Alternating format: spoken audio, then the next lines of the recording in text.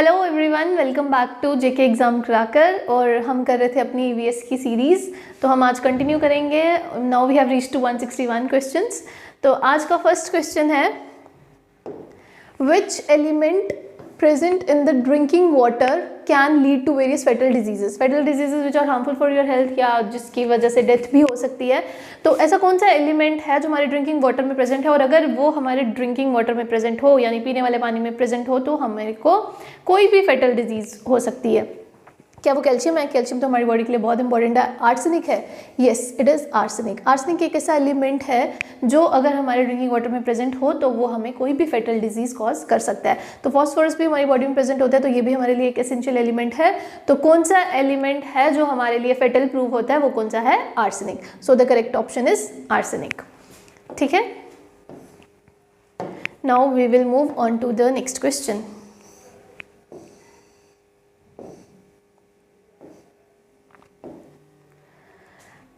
Forest conservation act was amended in which of the following year? तो forest conservation act जो है, जो बना था 1986 में, वो सबसे पहले 1980 में वो सबसे पहले कौन से मतलब अमेंड हुआ था, कौन से पहले ईयर में अमेंडेड हुआ था? तो वो हुआ था 1988 में। ठीक है, कौन से ईयर में अमेंड हुआ था? It was amended in the year 1988।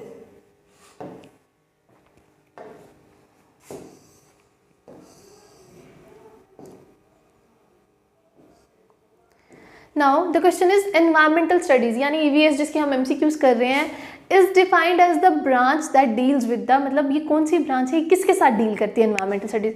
Design, study and discovery of new materials, क्या न्यू मटेरियल्स के साथ? No. Study of humanities, social, biological and physical sciences, क्या ईवीएस इसके साथ डील करती है? No. Incorporate the information in physical sciences, क्या इसके साथ डील करती है? No. It is an approach about the natural world and the impact of humans on its integrity। EVS में हम क्या पढ़ते हैं? हम ये पढ़ते हैं कि नेचुरल वर्ल्ड की अप्रोच क्या है और उसके अलावा ह्यूमन का इम्पैक्ट क्या पड़ रहा है एनवायरनमेंट पे, उसके बारे में जब हम पढ़ते हैं, that is term to be known as the environmental studies. तो एनवायरमेंटल स्टडीज किसके साथ डील कर रही है? Environmental study deals with the approach about the natural world and the impact of humans on its integrity. So the correct option is answer D. ठीक है,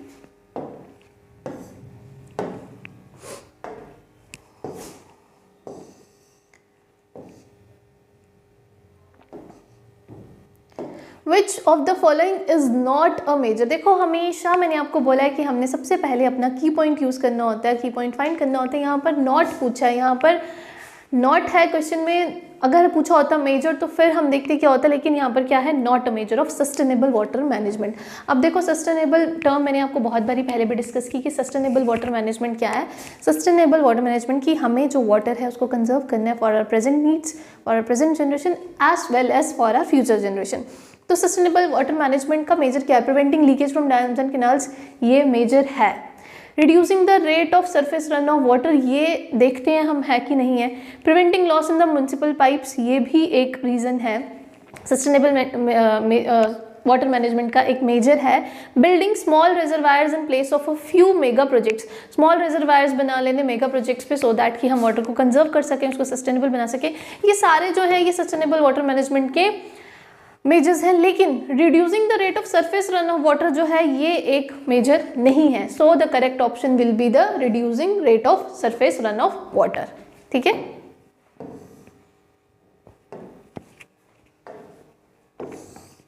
what is the world's largest potential source of biomass energy?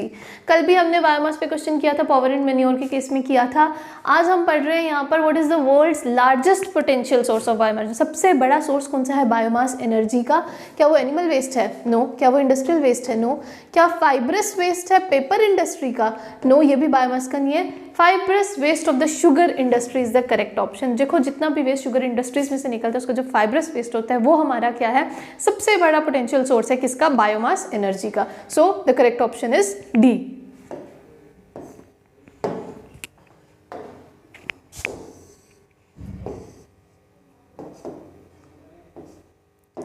In an ecotone, ठीक है। अब मैंने आपको बताया था कल इकोटोन क्या होता है, it is the zone of junction between two ecosystems. तो इकोटोन क्या है? The species which become abundant. Ecotone में जो स्पीशीज एबंडेंट होती है, ठीक है, जो जोन ऑफ जंक्शन हमारी बनती है उसमें जो स्पीशीज जिसकी सबसे ज़्यादा एबंडेंस होती है, उन स्पीशीज को इन केस ऑफ इकोटोन हम क्या बोलते हैं? उसको बोलते हैं हम एज स्पीशीज, ठीक है, उसको हम क्या बोलते हैं, एज स्पीशीज, ठीक है। एज स्पीशीज क्या होती हैं, which are abundant in case of ecotone, वो स्पीशीज जो हमें इकोटोन में मिलती हैं। इकोटोन क्या है, जोन ऑफ जंक्शन है, तो उसको क्या बोला जाता है, एज स्पीशीज। तो करेक्ट आंसर क्या है हमारा, एज स्पीशीज।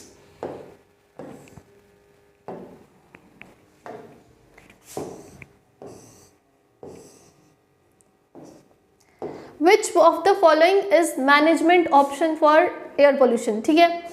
अब हमारे को एयर पोल्यूशन को मैनेज करना है कि हम कम करें, एयर पोल्यूशन हमारा जो है उसकी रिडक्शन हो जाए, तो उसके लिए हमारे मैनेजमेंट ऑप्शन क्या है, क्या रेगुलेशंस और स्टैंडर्ड्स होने चाहिए। यस, रेगुलेशंस और स्टैंडर्ड्स अगर हम सेट करेंगे तो हमारा क्या होगा, मैनेजमेंट होगी एयर पोल्यूशन की। ट्रांसपोर्ट प्लानिंग अगर हम करें, जैसे कि दिल्ली में हम देखते हैं कि ऑड इवन वाला चलता है, उसमें भी ट्रांसपोर्ट प्लानिंग की गई है, तो उसमें भी करें, वो किस लिए किया गया, सो दैट कि एयर पोल्यूशन की क्वांटिटी कम हो जाए, तो ये भी एक ऑप्शन है। यूजिंग CNG एज फ्यूल, अगर हम पेट्रोल की जगह कंप्रेस नेचुरल गैस यूज़ करें तो ये भी एक हमारा एक मैनेजमेंट ऑप्शन बन सकता है कि इससे हम क्या कर सकते हैं, अपना एयर पोल्यूशन को कम्बैट कर सकते हैं। So the correct option according to the question is all of these, ठीक है। क्या होगा, अगर हम ये तीनों मेजरमेंट ऑप्शन जो हैं, इससे हम क्या कर सकते हैं, एयर पोल्यूशन को रिड्यूस कर सकते हैं।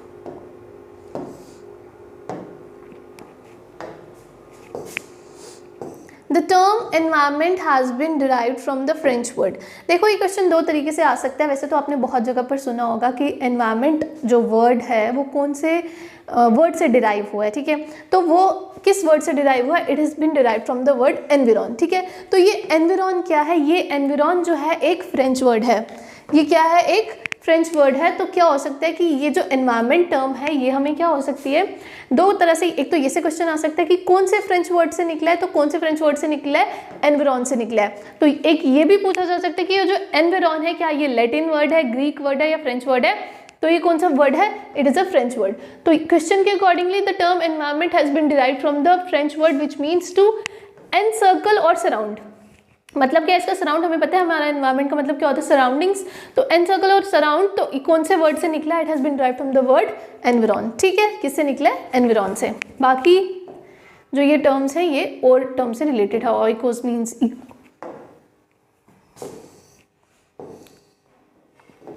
नेक्स्ट है which among the following is a climatic factor. यहाँ से हमें बताना है इन सब में से क्लाइमेटिक फैक्टर क्या है, यानी कि जिसका क्लाइमेट पर इम्पैक्ट होता है, क्लाइमेट के साथ रिलेटेड है। तो प्रेशर क्या हमारा क्लाइमेटिक फैक्टर है, यस। ह्यूमिडिटी है, यस। टेम्परेचर है, यस। तो answer will be the all of the above. ये सारे हमारे क्या हैं, ये सारे हमारे क्लाइमेटिक फैक्टर्स हैं।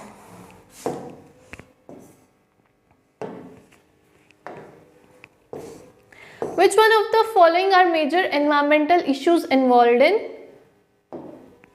माइनिंग। माइनिंग के लिए कौन सा ऐसे इनमें से एनवायरमेंटल इश्यूज हैं जो माइनिंग में इन्वॉल्व हैं। क्या जब हम माइनिंग करते हैं तो उससे क्या होता है, एयर पोल्यूशन कॉज होता है, यस। एयर पोल्यूशन भी कॉज होता है, ठीक है। क्या उससे वाटर पोल्यूशन होता है, यस। उससे वाटर पोल्यूशन भी होता है। उससे वाटर पोल्यूशन कैसे होता है कि माइनिंग के दौरान जितने भी हमारे हार्मफुल केमिकल्स रिलीज होते हैं विदाउट बीइंग ट्रीटेड, वो क्या करते हैं, हमारे वाटर रिजर्वायर में चले जाते हैं और उनको क्या कर देते हैं, कंटेमिनेट कर देते हैं। तो माइनिंग की वजह से वाटर पोल्यूशन भी होता है, इसकी वजह से सॉइल डिग्रेडेशन भी होती है। So all of the above will be the option, ठीक है। कितने इन्वायरमेंटल इश्यूज हो सकते हैं, माइनिंग से एयर पोल्यूशन भी हो सकती है, वाटर पोल्यूशन भी हो सकती है और सॉइल डिग्रेडेशन तो हो ही रही है। तो all of the above will be the correct answer.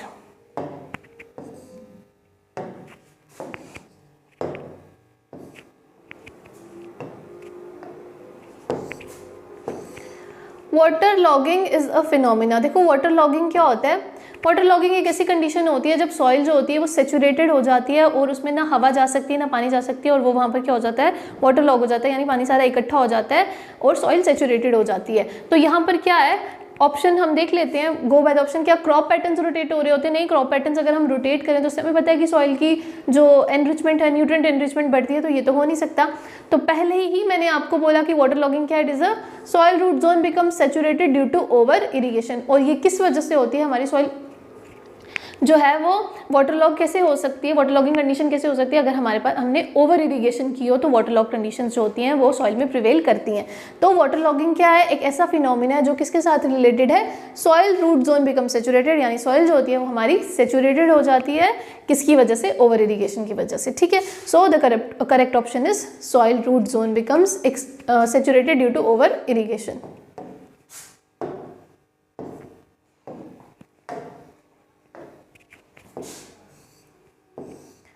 Next question is environmental impact process, ठीक है, एनवायरमेंटल इम्पैक्ट असेसमेंट। देखो एनवायरमेंटल इम्पैक्ट असेसमेंट, इसको EI के नाम से भी जाना जाता है। इसमें क्या होता है, पहले हम ऑप्शन देखते हैं, उसके बाद में आपको डिस्कस करते हैं। Is the study of feasibility of a project, क्या ये फिजिबिलिटी की स्टडी है प्रोजेक्ट की? No, it is a study of biophysical characteristics of the environment that result from a human action, ठीक है। तो जो है ये क्या है, it is the study of feasibility of a project. क्या हम उसकी फिजिबिलिटी पढ़ते हैं, यस हम पढ़ते हैं। इसमें एनवायरमेंटल इम्पैक्ट असेसमेंट में क्या होता है कि जब भी कोई प्रोजेक्ट साइन किया जाता है तो उसके लिए 5 स्टेप्स दिए जाते हैं, ठीक है, ताकि हम उस प्रोजेक्ट का एनवायरमेंट पे क्या इम्पैक्ट पड़ेगा उसको हम एसेस कर सकें। जब हम उस प्रोजेक्ट की क्वालिटी को एक्सेस करते हैं तो उससे क्या होता है कि हम उसके बायोफिजिकल कैरेक्टर्स भी पढ़ते हैं। तो answer will be the both A and B। क्यों? क्योंकि उसमें हम प्रोजेक्ट की क्या करते हैं, फिजिबिलिटी भी देखते हैं और ह्यूमन एक्शन का क्या रिजल्ट आएगा, उसके ऊपर एनवायरमेंट पर क्या इम्पैक्ट पड़ेगा उस पर्टिकुलर प्रोजेक्ट का, तो उसको भी देखते हैं। तो correct option will be the both A and B।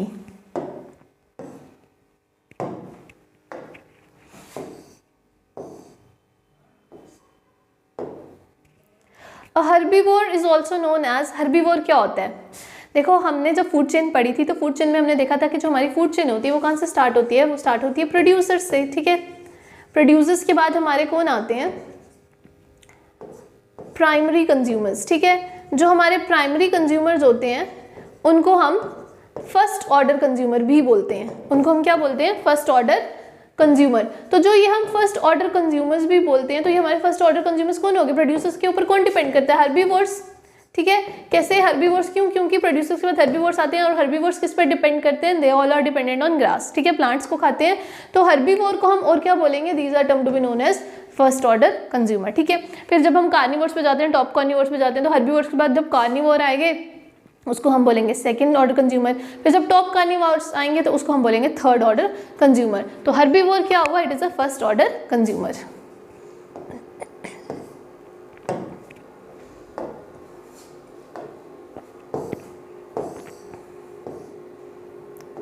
Next question है, ये भी फूड चेन के रिलेटेड है। इधर पूछा है कि true end of any food chain. देखो जब फूड चेन बनती है तो फूड चेन हमें पता है कि या तो वो डेट्रिटिस बनेगी या तो वो ग्रेजिंग फूड चेन बनेगी। ग्रेजिंग है तो कहाँ से स्टार्ट होगी, प्रोड्यूसर से स्टार्ट होगी। तो ट्रू एंड जो अगर हम बोलें कि फूड चेन का क्या हो सकता है कि सबसे जब एंड होगा उसका, तो फूड चेन हम क्या बोल सकते हैं, क्या वो ह्यूमंस पर एंड होगी या प्रेडेटर्स पर या कंज्यूमर्स पर या डिकम्पोजर पर? Yes, the true and will be the decomposers. क्यों? क्योंकि जितना भी फूड चेन में जब अगर कोई मर गया, ठीक है, कोई भी ऑर्गेनिज्म मर गया, तो उसके ऊपर कौन एक्ट करेगा, डिकम्पोजर एक्ट करेगा। जब वो डिकम्पोजर एक्ट करेगा तो हमारा एनवायरनमेंट क्या होगा, क्लीन हो पाएगा। तो ट्रू एंड जो होगा फूड चेन का वो क्या होगा, it will be the decomposer, ठीक है।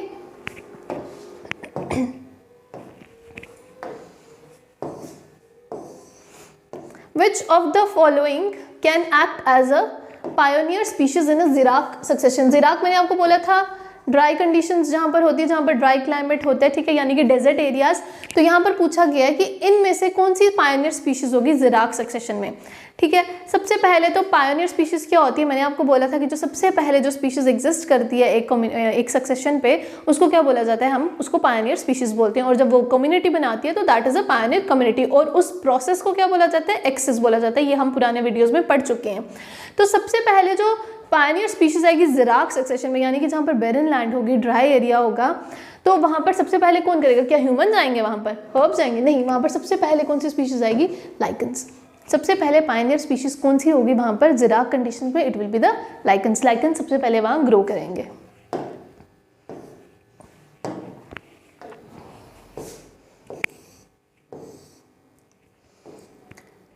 इन अ पिरामिड ऑफ नंबर, ठीक है, पिरामिड ऑफ नंबर हमने पिरामिड्स पढ़े थे। ग्रासलैंड इकोसिस्टम की बात हो रही है यहाँ पर। तो उन्होंने पूछा कि लार्जेस्ट पॉपुलेशन किसकी। अगर ग्रासलैंड की बात हो रही है तो हमें पता है कि ये कैसे बनेगा, it will be upright.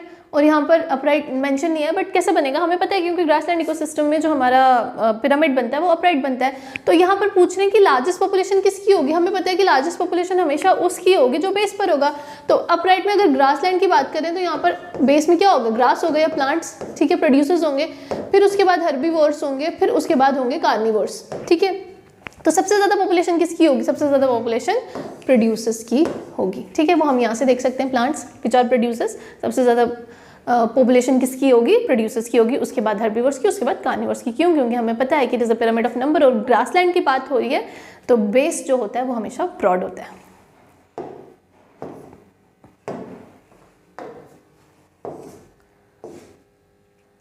Now the next question is which of these belong to the category of primary consumers. Primary consumers मैंने आपको बता दी हमारे हर्बीवोर्स होते हैं, ठीक है। हमें पता है कि प्रोड्यूसर्स होते हैं, प्रोड्यूसर्स के बाद primary consumers. Primary consumer means herbivores which are dependent on plants for their survival, या उनको फर्स्ट ऑर्डर कंज्यूमर भी बोला जाता है। तो ग्रेजिंग फूड चेन में कौन से हैं जो प्राइमरी कंज्यूमर्स की कैटेगरी में? क्या स्नेक्स एंड फ्रॉग्स आएंगे? नो, हम इनको सेकेंडरी कंज्यूमर्स बोल सकते हैं, ये नहीं होगा। लायन एंड टाइगर तो थर्ड ऑर्डर कंज्यूमर्स हो गए। ईगल्स और स्नेक्स भी नहीं हो सकते, ये भी हमारे सेकेंडरी कंज्यूमर्स आएंगे। तो काउ एंड रैबिट, क्यों? क्योंकि ये किस पे डिपेंड करते हैं? They are dependent on grass या प्लांट्स, ठीक है। तो ये क्या होंगे हमारे? डिपेंड करेंगे किस पर? ये हमारे कौन से होंगे? प्राइमरी कंज्यूमर्स, ठीक है।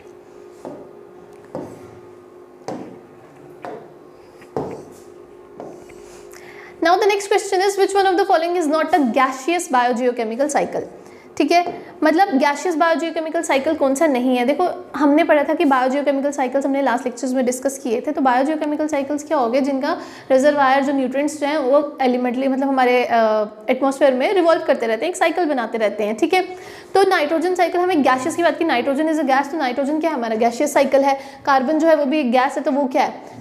गैशियस साइकिल है। सल्फर साइकिल भी हमारा एक गैशियस साइकिल है, लेकिन जो फॉस्फोरस साइकिल है वो हमारा सेडिमेंट्री साइकिल है, ठीक है। क्यों? इसके जो न्यूट्रिएंट्स होते हैं वो हमें कहाँ मिलते हैं? सॉइल में मिलते हैं। इसका रिजर्वायर जो है वो सॉइल में होता है। That is why it is the phosphorus cycle, जो हमारा गैशियस बायोजियोकेमिकल साइकिल नहीं है, ठीक है। बाकी सबके कहाँ है? ये बाकी जितने भी हैं ये गैशियस हैं बायोजियोकेमिकल साइकिल्स, लेकिन जो ये वाला है ये हमारा कौन सा है? This is sedimentary biogeochemical cycle, ठीक है। ये कौन सा है? हमारा सेडिमेंट्री बायोजियोकेमिकल साइकिल, ठीक है।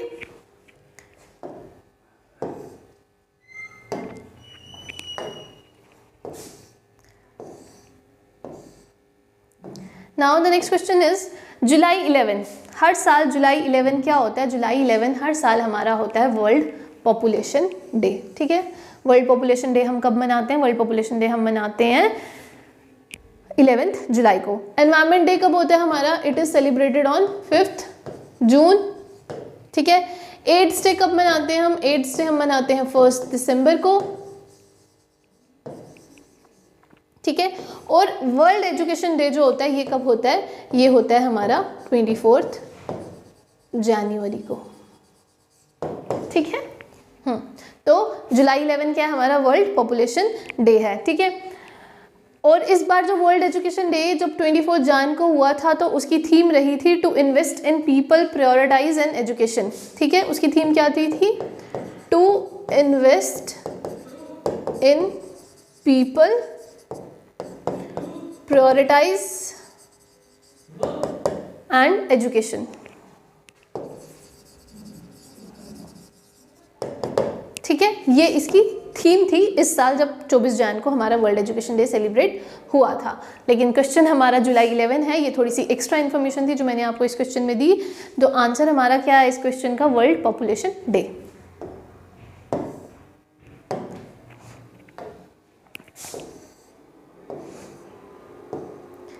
ग्रुप ऑफ इंटरब्रीडिंग ऑर्गेनिजम्स, देखो जो इंटरब्रीड कर सकते हैं आपस में, वो ऑर्गेनिज्म जो एक पर्टिकुलर एरिया में फाउंड करेंगे उसको हम क्या बोलेंगे? It is found to be known as a population, ठीक है।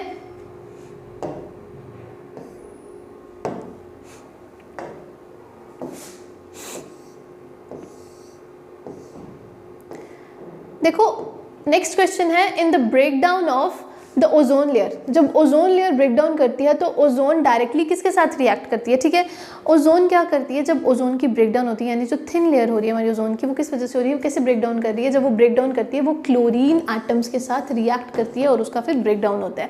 तो क्लोरीन एटम्स क्या करते हैं, जो फ्री रेडिकल ऑक्सीजन वहाँ पर प्रेजेंट होता है उसके साथ कंबाइन करके वो क्या करते हैं, ओजोन को ब्रेक डाउन कर देते हैं। ठीक है, और उसके बाद ये साइकिल जो है, ये क्लोरीन जो है, क्लोरीन एटम्स जो है, ये साइकिल को रिपीट करते रहते हैं और इसकी वजह से हमारी क्या होती रहती है, जो ओजोन है उसकी डिस्ट्रक्शन होती रहती है। ठीक है, तो ये डिस्ट्रक्टिव लेयर बन जाती है। तो हमारे जो ओजोन लेयर है वो किसके साथ रिएक्ट करते हैं, तो उसकी ब्रेक डाउन होती है, क्लोरीन एटम्स वो होते हैं वहाँ पर जो प्रेजेंट होते हैं। क्लोरीन क्या करते हैं, जैसे क्लोरीन है, ठीक है, ये O3 के साथ रिएक्ट करता है, ये एज अ कैटलिस्ट पे काम करता है। उसके बाद ये क्या करता है, क्लोरीन को तोड़ देता है। ये क्लोरीन एक ऑक्सीजन अपने साथ कंबाइन कर लेता है और दूसरा कि फ्री रेडिकल को खुद से कंबाइन कर लेता है और ऑक्सीजन को अलग कर देता है, और इस वजह से क्या करता है, ओजोन को ब्रेक डाउन कर देता है। ठीक है,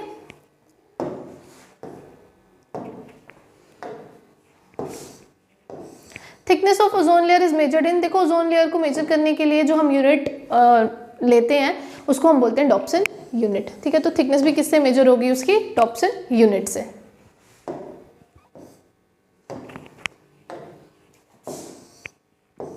Which of the following statements about ozone is true? अब आपको बताना है कि ओजोन के बारे में इनमें से कौन सी स्टेटमेंट जो है वो सही है। Ozone is a major constituent of photochemical smog, क्या ओजोन मेजर कॉन्स्टिट्यूएंट है फोटोकेमिकल स्मॉग का? No.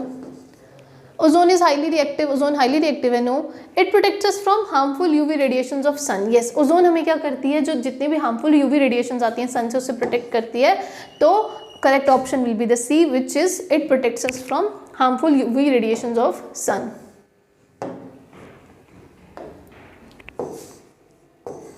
Formation of hole in ozone is maximum over, देखो हमने कल भी पढ़ा था कि जो ये ओजोन होल है ये कोई एक बड़ा सा होल नहीं है, लार्ज होल नहीं है। इस ओजोन होल का मतलब ये है कि जो ओजोन लेयर है उसकी थिकनेस जो है वो रिड्यूस हो रही है डे बाय डे। तो ये सबसे ज़्यादा जो थिकनेस इसकी रिड्यूस हो रही है, यानी सबसे ज़्यादा थिन है, ये कौन से रीजन में है? It is maximum over Antarctica, वहाँ पर है एंटार्क्टिका, जहाँ पर सबसे पहले ओजोन होल डिस्कवर भी हुआ था। तो वो कहाँ पर हुआ था? एंटार्क्टिका में हुआ था। तो सबसे ज़्यादा ओजोन होल मैक्सिमम जो उसकी थिननेस है जो वो कहाँ पर है? एंटार्क्टिका में।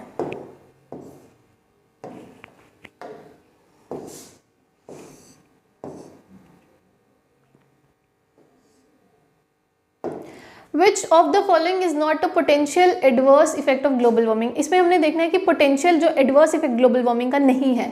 मोर एक्सट्रीम वेदर पैटर्न्स, हमें पता है कि ग्लोबल वार्मिंग से क्या हो रहे हैं, वेदर पैटर्न्स बदल रहे हैं, क्लाइमेट जो हो रहा है वो चेंज हो रहा है, सी लेवल जो राइज हो रहा है, तो ये तो है। रिट्रीट ऑफ ग्लेशियर्स भी ग्लोबल वार्मिंग का इफेक्ट है, सी लेवल राइज भी ग्लोबल वार्मिंग का इफेक्ट है। पर हमें क्वेश्चन में क्या पूछा है? नॉट पूछा है, तो ये आंसर नहीं हो सकता। तो क्या आंसर आएगा? Increase of UVB radiation. क्यों? क्योंकि जो यूवीबी रेडिएशन है it is related to the ozone thickness. तो ये जो है ये इसमें potential adverse effect global warming का नहीं है। So the correct option will be the D.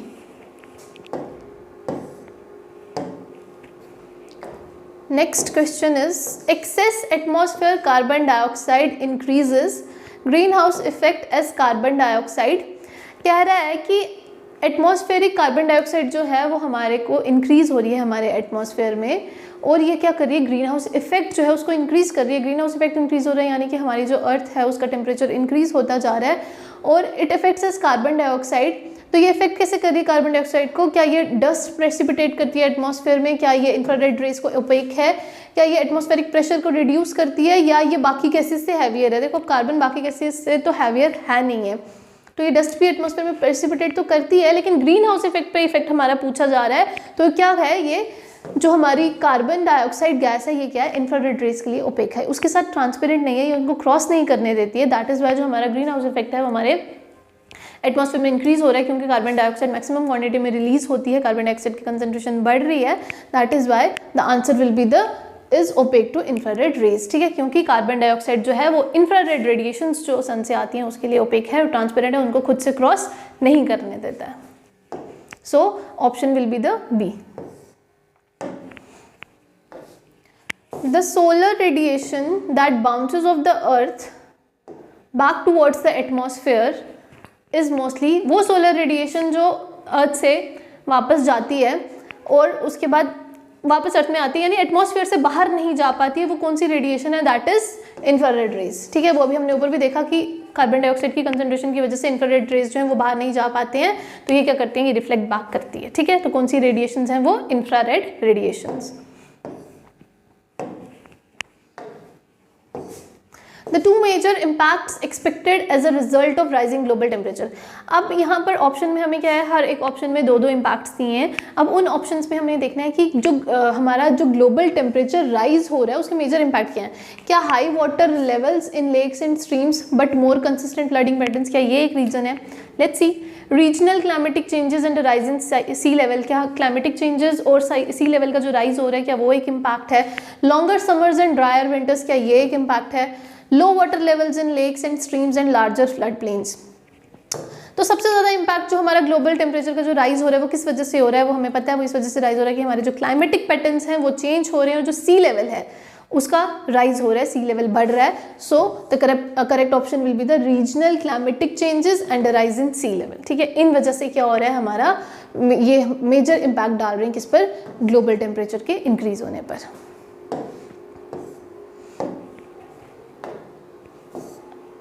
Which country has organized its cabinet meeting under the sea to drag attention of the world towards the global warming and its threat? ठीक है, पूछा जा रहा है कि कौन सी ऐसी country है जिसने अपनी कंट्री में अंडर वाटर कैबिनेट मीटिंग की थी, सो दैट कि वो जो वर्ल्ड का जो फोकस है वो किस तरफ ला सके कि हमारे यहाँ पर ग्लोबल वार्मिंग इंक्रीज हो रही है और ये एक थ्रेट है। ठीक है, हमारे वर्ल्ड को एक थ्रेट है, ग्लोबल वार्मिंग राइज हो रहा है, टेम्परेचर इंक्रीज हो रहा है, क्लाइमेटिक पैटर्न चेंज हो रहे हैं, सी लेवल राइज हो रहा है, तो ये हार्मफुल है हमारे लिए इन वन फॉर्म और द अदर। तो ऐसी कौन सी कंट्री है जिसने अंडर वाटर मीटिंग ऑर्गेनाइज की थी, तो वो कौन सी कंट्री है, वो कंट्री है मालदीव्स।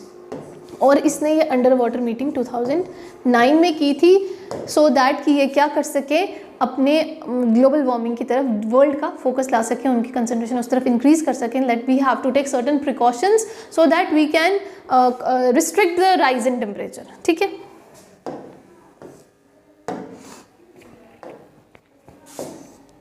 अ river with high BOD value means, BOD means biological oxygen demand, हम पहले पढ़ चुके हैं, तो ये आप लोगों को बताना चाहिए। तो जिसमें हाई BOD वैल्यू होगी मतलब वो रिवर क्या है, वो हाईली पोल्यूटेड है। ठीक है, क्लियर, ये मैं पहले एक्सप्लेन कर चुकी हूँ इसलिए मैं यहाँ पर ज़्यादा एक्सप्लेन नहीं करूँगी। विच of the following is the best indicator of SO2 pollution. अब यहाँ पर हमें बताया जा रहा है कि कौन से ऐसा बेस्ट इंडिकेटर है sulphur dioxide, SO2 means sulphur dioxide. तो सल्फर डाइऑक्साइड का पोल्यूशन का बेस्ट इंडिकेटर कौन है, क्या ब्रायोफाइट्स हैं, ब्रायोफाइट्स साइरिडोफाइट्स हमें पता है कि हमारे प्लांट्स होते हैं, लाइकन्स या एल्गी। देखो लाइकन्स जो होते हैं ये हमारे क्या होते हैं, इंडिकेटर्स होते हैं सल्फर डाइऑक्साइड पोल्यूशन के। ये कैसे इंडिकेटर्स होते हैं, देखो लाइकन्स जो होते हैं ना वो कभी भी जहाँ पर पोल्यूशन होगा वहाँ पर ग्रो नहीं करेंगे। ठीक है, ये हमेशा वेल ग्रोन वहीं पर करते हैं जहाँ पर पोल्यूशन फ्री एनवायरनमेंट होता है। तो लाइकन्स क्या हुए, लाइकन्स अगर ग्रो ही नहीं करेंगे तो हम यहाँ पर हमें पता चल सकता है कि यहाँ पर क्या है, पोल्यूशन है। तो सल्फर डाइऑक्साइड पोल्यूशन की पर्टिकुलर यहाँ पर बात हुई है, तो क्या है, लाइकन्स आर द इंडिकेटर्स। ठीक है,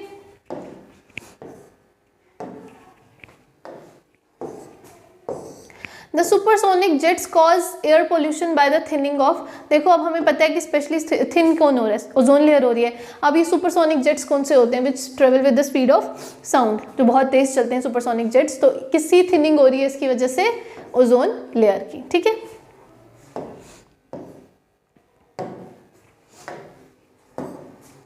increase in concentration of toxic level in each trophic level is referred to as, देखो कंसेंट्रेशन इंक्रीज होना टॉक्सिक लेवल, ठीक है, किसमें, हर एक ट्रॉफिक लेवल में, हर एक ट्रॉफिक, एक पर्टिकुलर ऑर्गेनिज्म में अगर किसी पर्टिकुलर एलिमेंट की कंसेंट्रेशन इंक्रीज होती है तो उसको हम बायो एक्यूमुलेशन बोलते हैं, हम पहले भी पढ़ा था। उसके बाद यूट्रोफिकेशन क्या है, जब हमने बोला था कि एल्गल जो है सरफेस पर वाटर ऑफ द सरफेस पर आ जाता है, उसके बाद वो ग्रीन हो जाता है कलर में, वो यूट्रोफिकेशन था। Bio magnification is the answer. क्यों, बायो मैग्निफिकेशन में क्या होता है कि एक पर्टिकुलर एलिमेंट की कंसेंट्रेशन जो होती है वो फूड चेन में जाती रहती है। ट्रॉफिक लेवल्स किस में होते हैं, फूड चेन में होती है। तो सपोज अगर ग्रास था, ग्रास के बाद रेबिट ने अगर वो ग्रास खाया, रेबिट में अगर किसी एक एलिमेंट की कंसंट्रेशन हो गई है तो उस रेबिट को जो ऑर्गेनिज्म खाएगा तो उसकी जो उस एलिमेंट की कंसंट्रेशन थी वो उस ऑर्गेनिज्म में भी जाएगी। तो वैसे ही उस ऑर्गेनिज्म को आगे जो खाएगा, तो ये फूड चेन में जब ट्रॉफिक लेवल में, हमें पता है कि एक ट्रॉफिक लेवल से दूसरे ट्रॉफिक लेवल में जो चेंजेस आती हैं वो फूड चेन के थ्रू आती हैं। तो उसमें जब उसकी कंसंट्रेशन बढ़ती जाती है एक पर्टिकुलर एलिमेंट की, तो उसको बोला जाता है बायोमैग्निफिकेशन। तो ये ट्रॉफिक लेवल में जब आगे आगे कंसंट्रेशन बढ़ती जाती है एलिमेंट की, तो उसको क्या बोलते हैं, बायोमैग्निफिकेशन। जैसे सपोज अगर नहीं पता चला है तो मैंने पहले भी बताया, पर जैसे ग्रास है, ग्रास को रेबिट ने खाया, रेबिट को आगे सपोज स्नेक ने खा लिया, लेट्स सपोज स्नेक को आगे लायन ने खा लिया, whatever.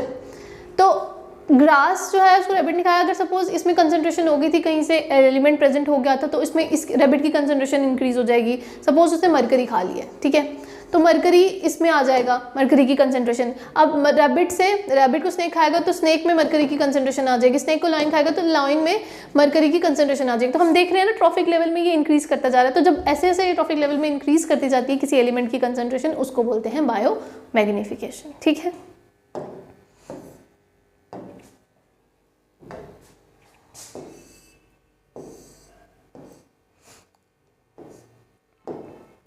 Which one of the following regions in India is a hotspot of biodiversity. देखो हॉटस्पॉट्स क्या होते हैं, मैंने आपको पहले भी बताया था, जहाँ पर 1500 वेस्कुलर प्लांट्स जो हैं वो एंडेमिक होंगे। तो इंडिया में इनमें से कौन सा जो है हॉटस्पॉट है बायोडाइवर्सिटी का, इट इज़ वेस्टर्न घाट्स। ठीक है, कौन सा है, वेस्टर्न घाट्स है। इंडिया में कितने हैं, टोटल 4 हॉटस्पॉट्स हैं। ठीक है, और उनके नाम क्या है, हिमालयाज, वेस्टर्न घाट्स, ठीक है, Sundaland which is Nicobar islands, और इंडो बर्मा रीजन। ठीक है, ये हमारे क्या हैं, ये हमारे 4 बायोडाइवर्सिटी हॉटस्पॉट्स हैं इंडिया में, which are located in India. तो टोटल कितने इंडिया में, 4 हैं, और उनके नाम क्या हैं, ये हैं। ठीक है, तो अकॉर्डिंग टू द क्वेश्चन यहाँ पर कौन सा hotspot of biodiversity, Western Ghats. ठीक है,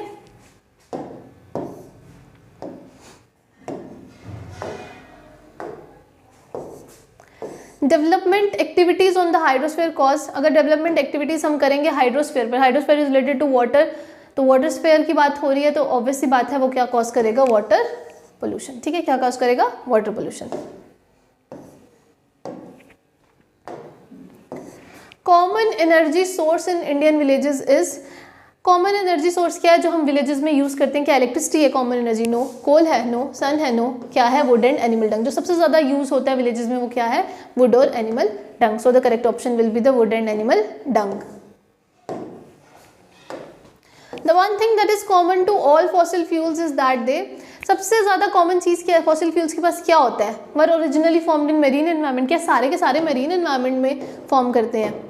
let's C, contain carbon, have undergone the same set of geological processes during their formation. अब हमें पता है कि फॉसिल फ्यूल्स जो होते हैं उनके जियोलॉजिकल फॉर्मेशन होती है, उसके बाद ही वो हमारे फॉसिल फ्यूल की फॉर्म में बाहर आते हैं। तो क्या सब में सेम जियोलॉजिकल प्रोसेस हुआ होता है। Let's C, represent the remains of one living organism, तो रिप्रेजेंट क्या करते हैं, एक ही लिविंग ऑर्गेनिज्म के रिमेन्स नहीं। फॉसिल फ्यूल में कॉमन चीज़ क्या होती है, उन सबके पास कार्बन होता है, उन सबके पास क्या होता है, कार्बन कंटेंट होता है। तो फॉसिल फ्यूल में कॉमन चीज़ क्या है, they all have carbon. Which of the below theory is related to non-renewable resources? अब यहाँ पर पूछा गया है कि कौन सी ऐसी थ्योरी है जो नॉन रीन्यूएबल रिसोर्सेज के साथ रिलेटेड है। तो नॉन रिन्यूएबल रिसोर्सेज के साथ जो भी थ्योरी रिलेटेड है वो कौन सी है, उसका नाम है हॉटलिंग्स थ्योरी। ठीक है, कौन सी थ्योरी रिलेटेड है, हॉटलिंग्स थ्योरी। जो अब आप सोच रहे हो कि बाकी थ्योरीज के लिए, देखो गेम थ्योरी क्या है, अप्लाइड मैथमेटिक्स में यूज होती है, तो वो उसके साथ रिलेटेड है। फ्लोगिस्टन थ्योरी क्या है, कि फ्लोगिस्टन क्या है कि एक हाइपोथेटिकल सबस्टांस है जो सोचा जाता है कि कंबस्शन और मतलब फॉसिल फ्यूल्स में कंबस्शन और उसमें कंबस्टिबल सब्सटेंसेस में प्रेजेंट होता है। ठीक है, तो ये उसके साथ रिलेटेड है फ्लोगिस्टन थ्योरी। मतलब जब भी हम कंबस्टिबल सब्सटेंसेस को बर्न करेंगे तो तब ये रिलीज होता है, ये ऐसे हाइपोथेटिकल सब्सटेंस है। और बिग बैंग थ्योरी तो आपको पता ही है कि ओरिजिन ऑफ द अर्थ के साथ रिलेटेड है। तो यहाँ पर हमें पूछा गया है नॉन रिन्यूएबल रिसोर्सेज के बारे में। तो नॉन रिन्यूएबल रिसोर्सेज किसके साथ एसोसिएटेड है, हॉटलिंग्स थ्योरी के साथ। ठीक है, Bill Gates, chairman of the board for Terra Power Company, is associated in which of the following non-renewable resources? इन्होंने पूछा है कि बिल गेट्स जो है, जो चेयरमैन है टेरा पावर कंपनी का, वो किस नॉन रिन्यूएबल रिसोर्स के साथ रिलेटेड है। तो हम सबको पता है it is related to nuclear energy. ठीक है,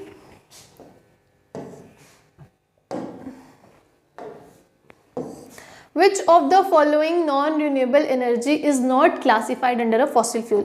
अब यहाँ पर हमें क्वेश्चन पूछा है कि कौन सी ऐसी नॉन रिन्यूएबल, देखो नॉन रिन्यूएबल मैंने बहुत बारी बोला, वैसे तो मैंने पुराने लेक्चर्स में आपको नॉन रिन्यूएबल बताया, which can not be renewed again and again. जो एक बारी हम यूज़ कर लें वो एग्जॉस्ट हो जाएगी, उसके बाद हम उसको दोबारा रिन्यू नहीं कर सकते। तो नॉन रिन्यूएबल एनर्जी के साथ कौन सा इनमें से है जो नहीं जुड़ा हुआ है, क्यों, क्योंकि हम उसको फॉसिल फ्यूल नहीं बोल सकते। ठीक है, इन्होंने क्वेश्चन पूछा विच of the following non renewable energy is not classified, जो फॉसिल फ्यूल के अंदर क्लासिफाई नहीं है बट है क्या, नॉन रिन्यूएबल है। तो पहला ही इन्होंने लिख लिया यहाँ पर nuclear, yes nuclear is the answer. बाकी पेट्रोलियम, ऑयल और नेचुरल गैस ये सब क्या है, ये हमारे फॉसिल फ्यूल्स हैं। बट न्यूक्लियर एनर्जी जो है despite of being non renewable ये फॉसिल फ्यूल नहीं है। ठीक है, तो आज के लिए इतना ही काफ़ी है। ये हमारे 200 MCQs हो गए हैं। In the upcoming lecture I will bring some more MCQs on EVS। Till then take care and bye.